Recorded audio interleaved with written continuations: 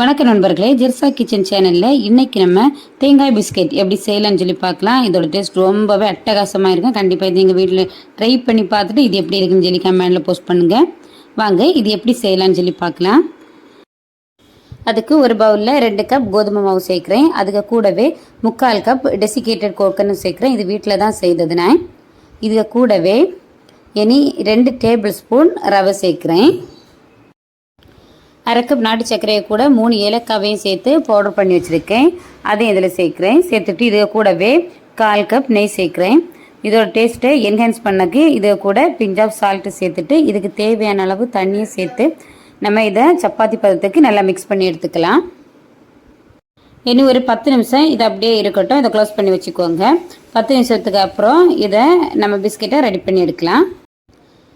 இனி இதை நம்ம பிஸ்கெட் ஷேப்புக்கு கட் பண்ணி எடுத்துடலாம். நான் இப்போது டைமண்ட் ஷேப்பில் தான் கட் பண்ணி எடுக்க போகிறேன்.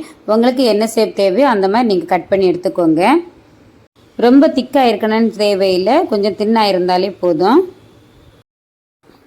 இனி கட் பண்ணி எடுத்த இந்த மாவை நம்ம ஃப்ரை பண்ணி எடுக்கலாம்.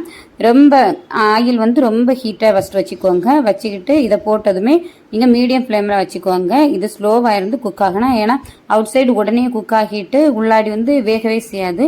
அதனால மீடியம் ஹீட்லேயே வச்சு இதை ஃப்ரை பண்ணி எடுக்கலாம்.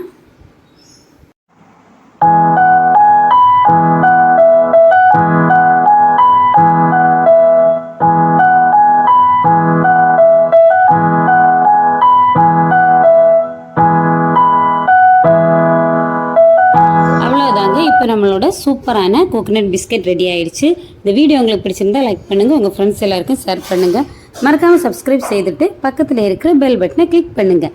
வீட்டிலேயே சமைக்கலாம், நலமாக வாழலாம்.